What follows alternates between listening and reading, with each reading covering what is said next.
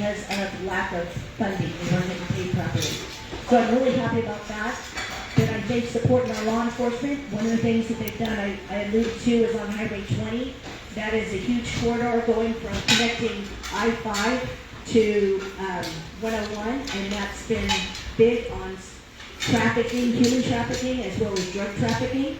And they put a task force in place to work on that. I'm happy with that. John? What will you do about the drug users, illegal residents who choose to live in travel trailers and have no waste disposal, illegal hookups to electricity, and no water?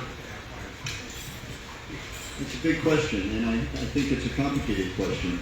Many people to this day are still living in RVs and trailers since the Valley Fire and doing their best to get by. I wouldn't pin that only on people that might be here illegally and taking advantage of our system in some way. I think we have to have some empathy for the poorest and most challenged among us. And I wouldn't isolate the comment of the problem to, I wouldn't isolate the problem to just people who are living here illegally. And they deserve the same kind of health care in emergency settings that anybody else does. In terms of the safety problem, there is a role for law enforcement in all of this. And I too have met with Luke Bingham and we'll be meeting with him again tomorrow.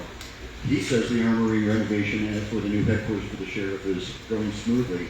All deputy sheriffs are back on the street and out at dispatch, down just one dispatch and one supervisor position. Court security fully staffed. Search and rescue in good shape. Jailhouse rated to house 297 people a day. Daily average for the last year was 220 with a high of 253. Jail staffing is at 90%. So in terms of law enforcement infrastructure, I think we're in very good shape. Thank you, John. You got the next one. When do you foresee high-speed internet coming to residents in Hidden Valley Lake? You know, I started researching the high-speed internet. I can't tell you on that. But what I'm going to do is, because I'm not as into the high-speed internet. Thank you. John?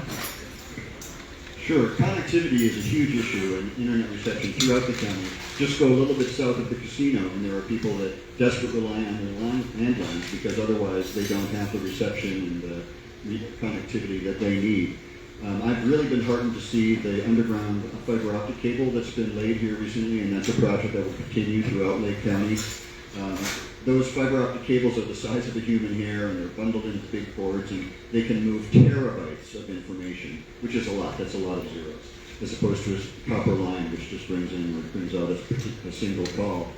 But that's the so-called middle mile. And so now, once the middle mile is laid, the final mile has to be completed. And that's when you move off of the stuff that's already been laid, splice it, and connect it to as many homes or communities as you can.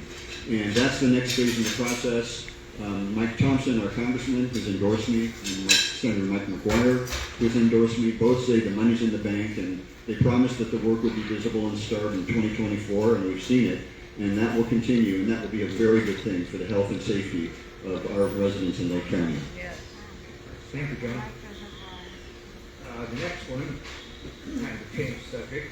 The county came through COVID. What are your thoughts about COVID in Lake County, specifically about vaccines?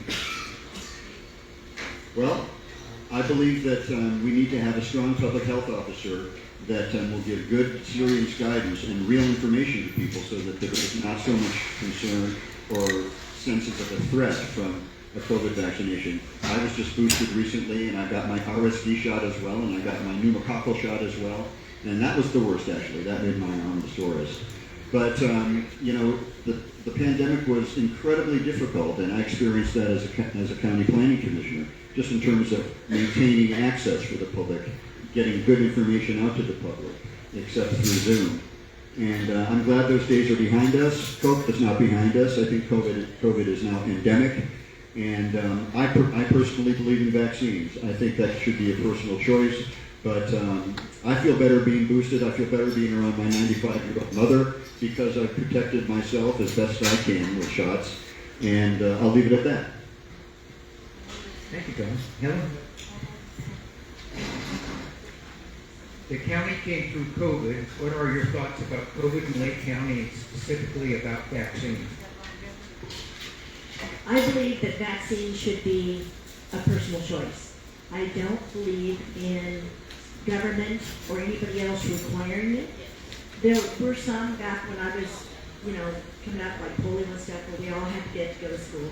But I think that this was government overreach, in all honesty. So that's kind of where I stand on the subject. I'm for vaccines. I did not get the vaccine. And yeah, I see those eyes. I'm quite surprised. But I had no intention of getting the vaccine.